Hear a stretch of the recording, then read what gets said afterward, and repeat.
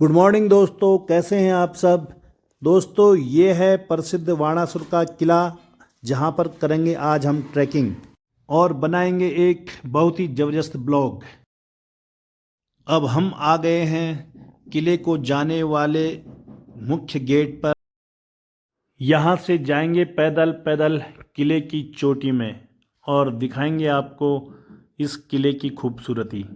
आज हम जा रहे हैं बाणासुर किले पे। आप सभी को मालूम है मेरा ब्लॉग है अशोक फत्याल बाणासुर ब्लॉग करके। किला मैंने आज तक अपने ब्लॉग पर नहीं दिखाया, आज पहली बार मैं आपको ले चल रहा हूँ किले पर। यह है किले का पैदल रास्ता, जो कि मुख्य सड़क से 1 किलोमीटर की चढ़ाई पे है, ऊपर हाइट में। मेरे साथ है मिस्टर सौरभ, मिस्टर नैतिक। हम तीनों जा रहे हैं ट्रैकिंग में।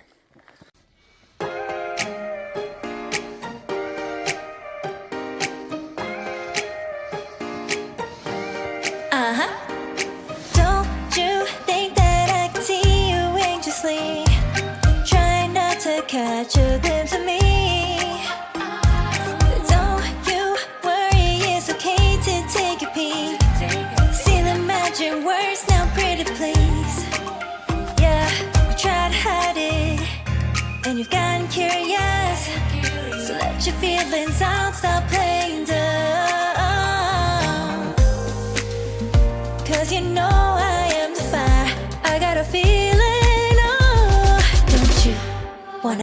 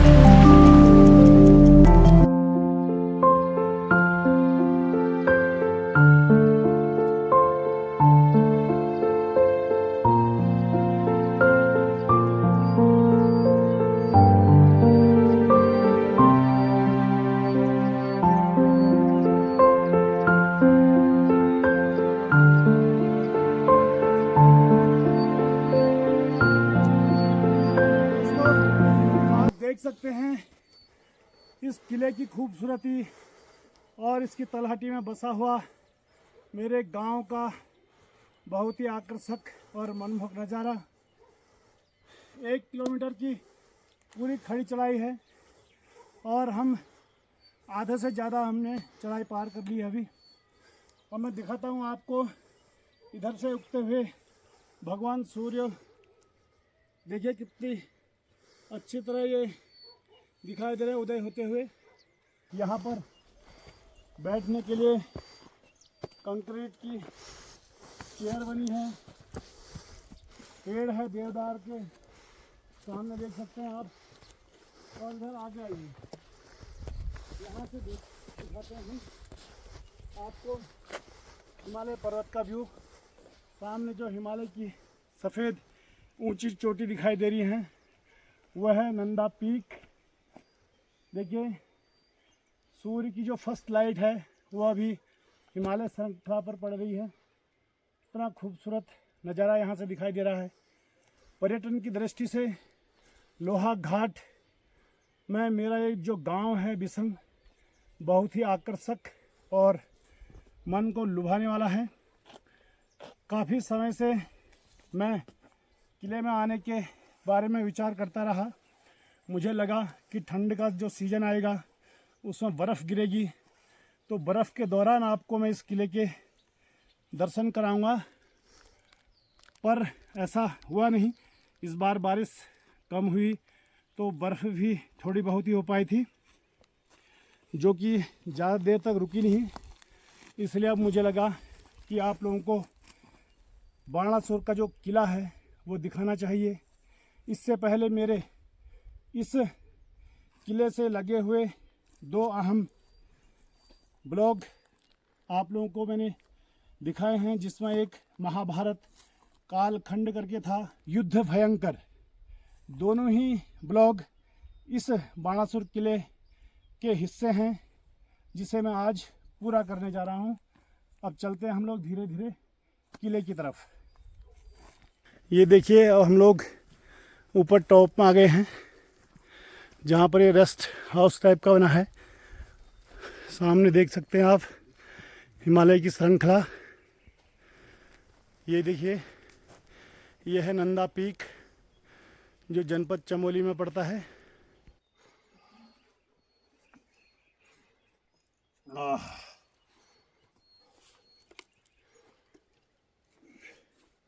अब यहाँ से किला मात्र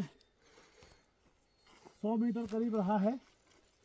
बाकी हमने 900 मीटर की दूरी कंप्लीट कर ली है। हो पहले जो किले का पिछला जो हिस्सा है, आप देख सकते हैं, इधर पठार हैं, छोटे छोटे खेत हैं।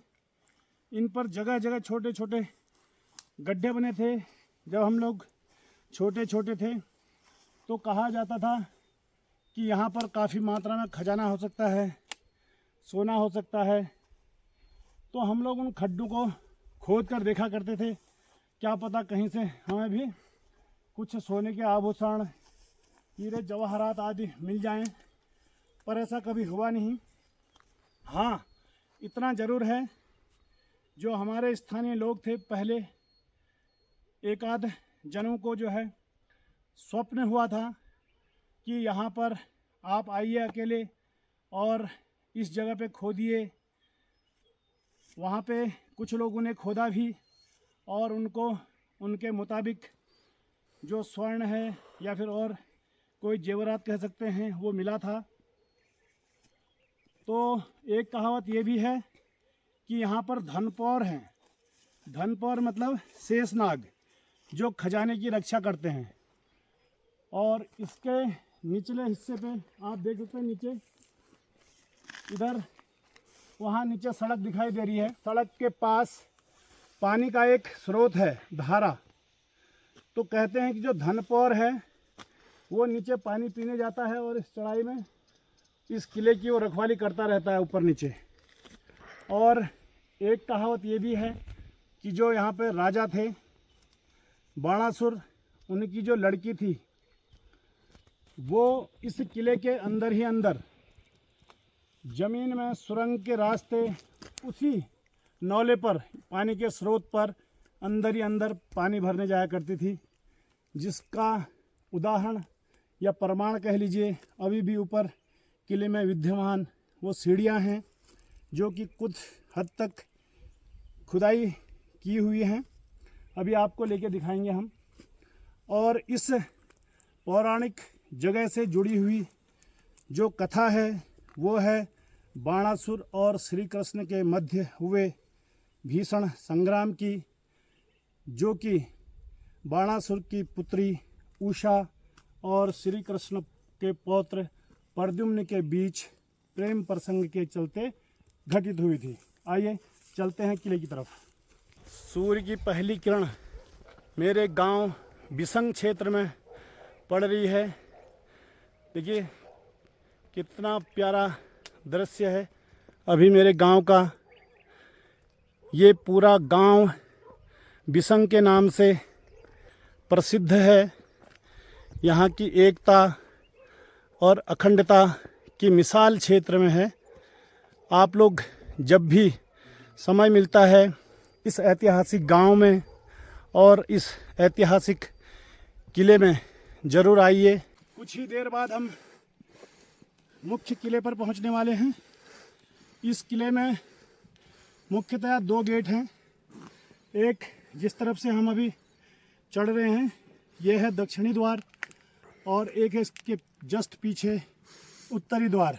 ज़्यादातर इस किले में आने के लिए दक्षिणी द्वार का ही उपयोग किया जाता है। चलिए चलते हैं हम किले में। अब हम लोग आ गए हैं किले के दक्षिणी द्वार पे, ये है इस दक्षिणी द्वार से किले में चढ़ने का रास्ता। और यहाँ से देखिए, ये यहाँ से बनी है सीढ़ियाँ। 1 2 3 4 5 6 7 8 9 10 11 12 13 14 15 16 17 18 19 20 21 22 3 24 30 31 32 33 34 35 36, यानी 36 सीढ़ियाँ चढ़ने के बाद दक्षिणी द्वार से हम लोग पहुँचेंगे इस किले के शिखर पर।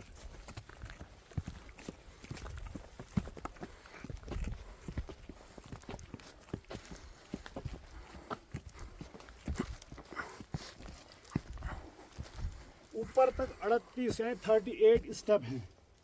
38 स्टेप चढ़ने के बाद फाइनली हम लोग पहुंच चुके हैं किले पर।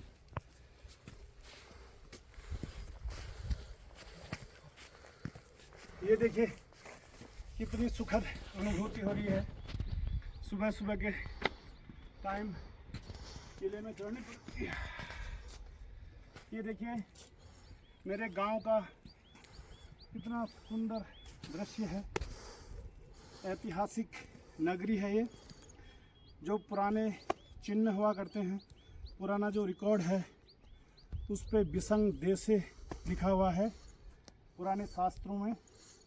तो ये वो देश है बिसंग, जिसकी ख्याति बहुत दूर दूर तक प्रसिद्ध है।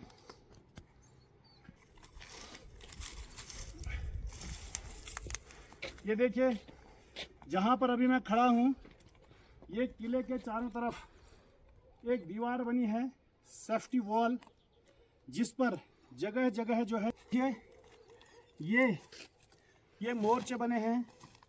आप देख सकते हैं, इधर से दिखाइए, इधर से दिखाओ।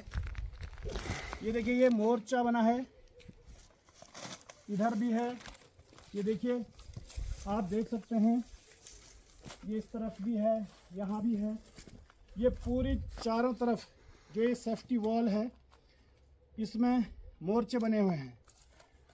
दरअसल ये मोर्चे प्राचीन काल में युद्ध लड़ने के लिए किले में तैयार किया जाता था, जहाँ से तीर कमान भाला बर्छा इत्यादि से यदि कोई शत्रु दुश्मन पक्ष आक्रमण करता है तो उनको मारने के लिए, उनको परास्त करने के लिए इन मोर्चों का सहारा लिया जाता था। हमने जब से होश संभाला है इस किले को जस का तस देखा है, जो आज भी ठीक उसी तरह से यहाँ पर सजाए हुए हैं। हम ले चलते हैं आपको इस किले के पश्चिमी द्वार, पश्चिमी हिस्से की तरफ, जो पहले एक सरकार के द्वारा किसी योजना के तहत पर्यटन की दृष्टि से बताया था कि यहाँ पे एक बहुत बड़ा दूरबीन लगेगा, जिससे कि पर्यटक यहाँ पर आकर दूर दराज तक का जो प्राकृतिक सौंदर्य है उसका नज़ारा ले सकें। अस्तित्व में तो वो स्कीम यहाँ पर आई नहीं, उसका ढांचा मात्र यहाँ पर अभी शेष है। आइए चलते हैं उधर, आपको दिखाते हैं क्या है। पौराणिक कथाओं के अनुसार इस किले में जो महल था उनका ये सबूत है। ये दीवारें, ये देखिए ये राजा का महल था। आप सामने उधर बैक साइड में देख सकते हैं, एक महल उधर था, ये दूसरा है, आगे तीसरा है और बगल में चौथा है। इस तरीके से ये महल यानी रहने का जो निवास रहा होगा वो बने हैं, जो कि अभी खंडहर में तब्दील हैं। ये थे राजा के महल, जिनमें वह अपनी रानी और राजकुमारियों के साथ रहते थे।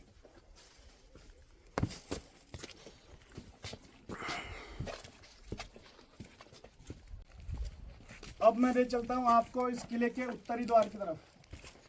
ये है इस किले का उत्तरी द्वार, जहाँ से हम माता कड़ाई के मंदिर की तरफ उतर सकते हैं और जस्ट नीचे माता भगवती का, कालिका का मंदिर है और वहाँ से लगा हुआ रास्ता ग्राम सुई की तरफ जाता है। आगे बढ़ते हैं, यहाँ से दिखाता हूँ मैं आपको सुंदर से हिमालय का व्यू। आज हल्की धुंध है आसमान में, देख सकते हैं आप सामने। अभी मैंने आपको दिखाया था ये नंदा पीक है, और उससे थोड़ा राइट साइड में आप देख सकते हैं हल्की हल्की अभी सूर्य की किरणें पड़ रही हैं, वो है पंचाचूली।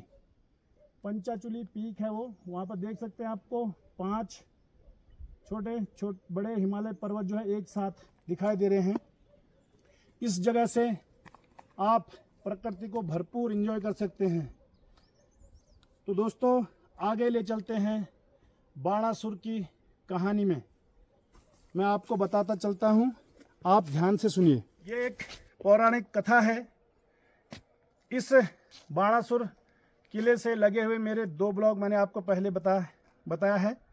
एक था महाभारत कालखंड, दूसरा था युद्ध भयंकर करके, जो दोनों ब्लॉग में पहले डाल चुका हूँ। आज मेरा बाणासुर किले से रिलेटेड ये फाइनल ब्लॉग है, तो इसको आप मिस न करें। मेरी वीडियो को पूरा देखें, एंजॉय करें, मेरे YouTube चैनल को सब्सक्राइब करें, मेरे वीडियोस ब्लॉग्स को लाइक करें, उन पे कमेंट करें, क्योंकि बहुत मेहनत करने के पश्चात एक ब्लॉग बड़ी मुश्किल से तैयार होता है। वो आप लोगों की जानकारी के लिए, आप लोगों को इंटरटेनमेंट करने के लिए मेरा जो प्रयास है वो मैं कर रहा हूँ, और आपसे अपेक्षा करता हूँ कि मेरे इस प्रयास की सराहना ज़रूर करें।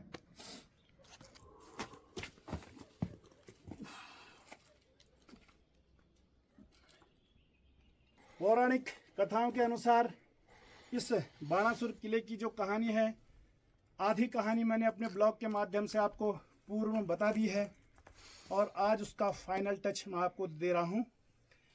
तो कहानी कुछ इस तरह से हमने सुनी है, और जो पुरातत्व विभाग के द्वारा जगह जगह पर साइन बोर्ड लगा रखे हैं उनमें लिखा हुआ भी है। उसके अनुसार यहाँ पर प्राचीन काल में बाणासुर का राज था। उनकी एक पुत्री थी उषा, जो बहुत ही रूपवती और खूबसूरत थी। एक बार स्वप्न में राजकुमारी उषा को श्री कृष्ण के पौत्र प्रद्युम्न दिखाई दिए। प्रद्युम्न को देखने के बाद उनका जो स्ट्रक्चर था, जो चेहरा था, उन्होंने यानी राजकुमारी उषा ने अपनी सहेली चित्रलेखा को बताया। जो चित्रलेखा थी वो आर्ट में बहुत ही प्रसिद्ध थी, यानी उसकी एक खूबी थी, जैसा आप विचार करेंगे हूबहू चित्रलेखा उसको डिजाइन कर देती थी। और उस डिजाइन के माध्यम से, उस चित्र के माध्यम से उस इंसान को वो अपने सामने ले आती थी। तो जैसे जैसे बाणासुर की पुत्री उषा ने चित्रलेखा को बात बताई, चित्रलेखा ने उसी तरीके से चित्र बनाते हुए श्री कृष्ण के पौत्र प्रद्युम्न का चित्र उकेर दिया।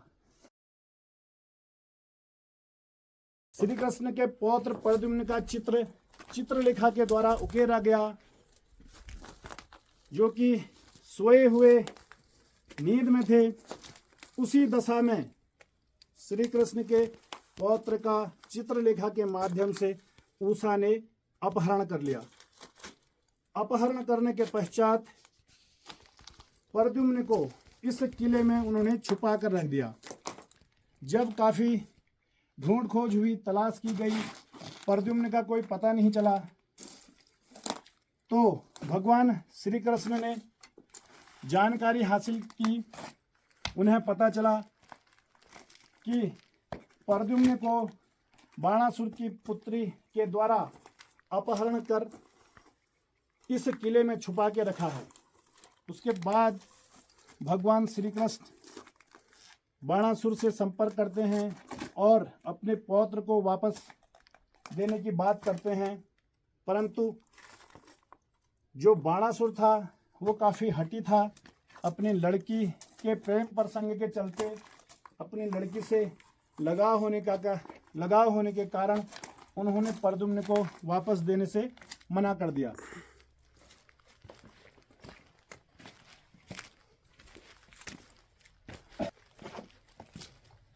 जब काफी बात रखने के पश्चात भी बाणासुर के द्वारा श्री कृष्ण के पौत्र को वापस नहीं सौंपा गया, तो उसका एक ही निष्कर्ष निकला, जो कि भयंकर युद्ध में तब्दील हुआ। दोनों पक्षों के मध्य भयंकर युद्ध हुआ। तो जो बाणासुर था वो अपनी फौज के साथ इस किले से लड़ा और भगवान श्री कृष्ण सामने एक पहाड़ी है, मैं आपको दिखाता हूँ।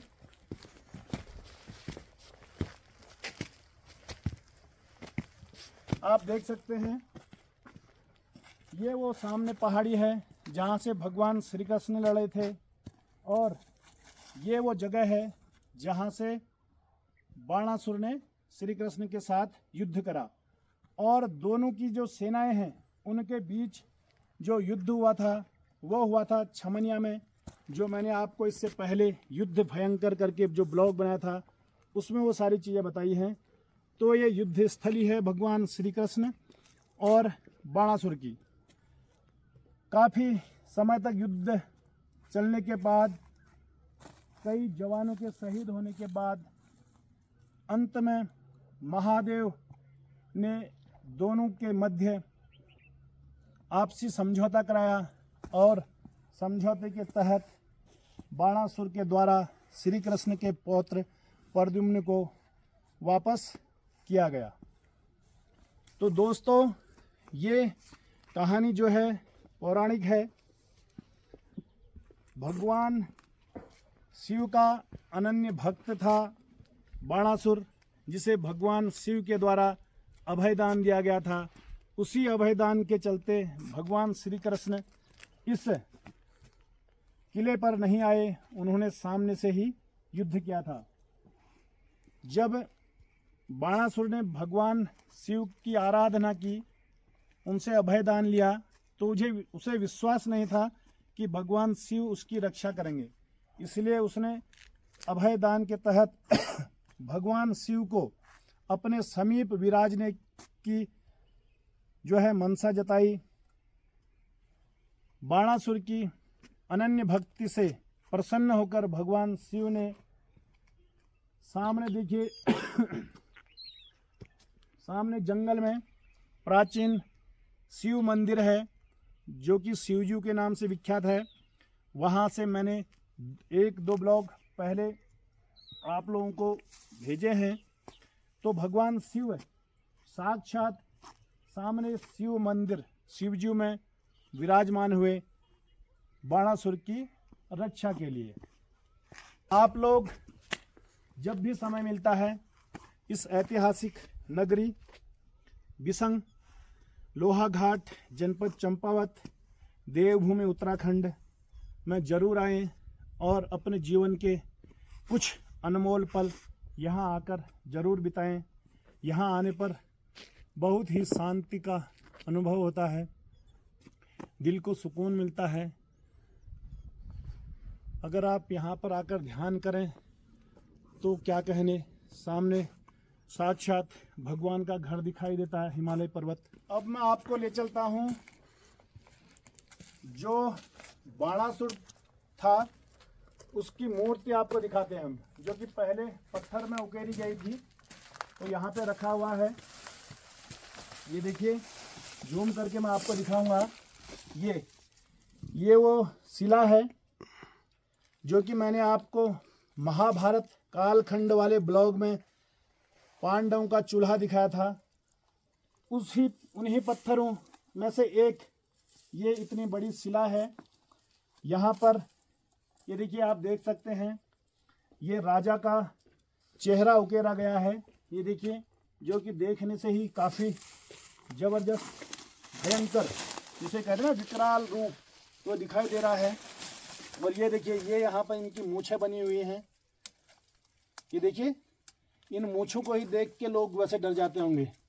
ये कान बने हुए हैं, आँखें हैं, नाक है, ये चेहरा है उकेरा गया है, जो कि बहुत ही ज़बरदस्त और विकराल है। बहुत समय पहले ये जो शिला है ये दक्षिणी द्वार के ऊपर गेट पर था, और धीरे धीरे जिस तरह से प्रकृति में बदलाव हो रहा है, पत्थर गिर रहे हैं, तो जो छोटे छोटे पत्थर इसके सहायक थे, जो जिनके सपोर्ट से वहाँ पर टिका था, उनके गिरने के बाद ये पूरी शिला गिर गई थी, जिसे वहाँ से उठाकर इस जगह पर संरक्षित किया गया है। मैं ले चलता हूँ आपको इस किले पर, जो गुप्त रास्ता था, सुरंग, वहाँ लेके चलता हूँ, जहाँ से राजा की जो रानी थी या जो राजकुमारी थी, नीचे जो मैंने नौला बताया था, पंचेद के नाम से प्रसिद्ध है, वो वहाँ पे जाया करते थे। वो सुरंग, वो गुफा है मेरे लेफ्ट साइड। यहाँ पे आप देख सकते हैं, अभी यहाँ पर काफ़ी झाड़ी घास फूस जमा हो रखी है, सफाई न होने की वजह से। राज्य सरकार से एक अपील है कि ऐसे जो पौराणिक जगह हैं, पौराणिक किले हैं, उनको संजोने का भी काम करें। यहाँ पे देख सकते हैं आप, कुछ हद तक तो काम हुआ है पहले। ये पटाल वगैरह इत्यादि बिछे हैं, रेलिंग भी लगी हुई है इस गुप्त रास्ते पे, परंतु इसकी साफ सफाई ऐसे लगता है कि काफ़ी समय से नहीं हुई। जबकि हमारे जो गांव के स्थानीय लोग हैं, जो नौजवान हैं, कभी कभार यहाँ पर आकर स्वयं ही साफ सफाई करते हैं, एक अभियान चलाकर। इस समय यहाँ पे साफ सफाई का कुछ अभाव है। ये देख सकते हैं, यहाँ से नीचे उतरने के लिए सीढ़ियाँ बनी हुई हैं। काफ़ी डेंजर ये जगह है। मैं चल के आपको कुछ नीचे तक चल के दिखाता हूँ। अगर यहाँ से पैर फिसलता है तो सीधे आप नीचे जो गहरा कुआं है, खाई है, वहाँ पे गिरेंगे।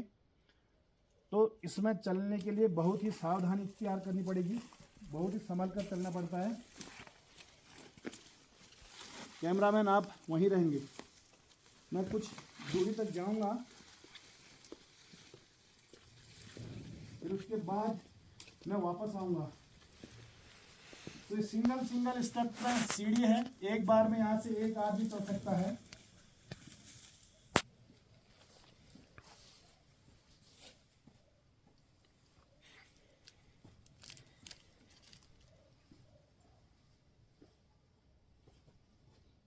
तो दोस्तों, मैं अभी नीचे पहुंच गया हूं, जहां तक खुदान का काम हुआ था।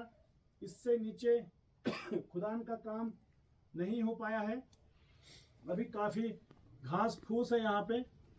जब कभी पर्यटन विभाग का ध्यान इस तरफ आकर्षित होगा, राज्य सरकार का ध्यान इधर आकर्षित होगा, तो ये टूरिस्ट के लिए एक बहुत ही रमणीय जगह बनेगी। ये है वो गुप्त रास्ता या कह लीजिए सुरंग, जहाँ से राजकुमारी और जो राजा की रानियाँ, सेविकाएं हुआ करती थी, सेवक हुआ करते थे, वो नीचे इसी गुप्त रास्ते से पानी भरने जाया करते थे। पंचेद, जो कि अंदर ही अंदर करीब 1 से 1.5 किलोमीटर की दूरी पर है।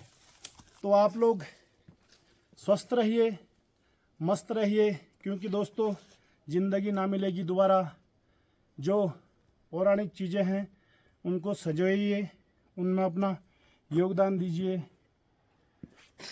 और देखते रहिए मेरे सारे ब्लॉग। मैं ले चलता हूँ आपको किले के पूर्वी कोने पे। आइए, ये है इस किले का पूर्वी हिस्सा। देखिए, अभी भगवान सूर्य उदय हो रहे हैं पूरब से। इस पूर्वी दिशा में जो है आप देख सकते हैं, नज़दीक में घने देवदार के वृक्ष। इन सुंदर वृक्षों के मध्य माँ कड़ाई का दरबार है, प्रसिद्ध मंदिर है, जो हमारे इस क्षेत्र की कुलदेवी हैं। अगले आने वाले ब्लॉग में मैं आपको माँ कड़ाई के दर्शन कराऊंगा। यदि आप इस खूबसूरत जगह में आकर अपना कुछ समय व्यतीत करना चाहते हैं तो आपकी सुविधा के लिए यहाँ पर बना है फोर्ट साइड रिज़ॉर्ट, और जहाँ पर खाने की व्यवस्था होगी वो है कैफ़े ऑफ हिल्स। तो आप लोग यहाँ पर मेहमान नवाजी में ज़रूर आइए।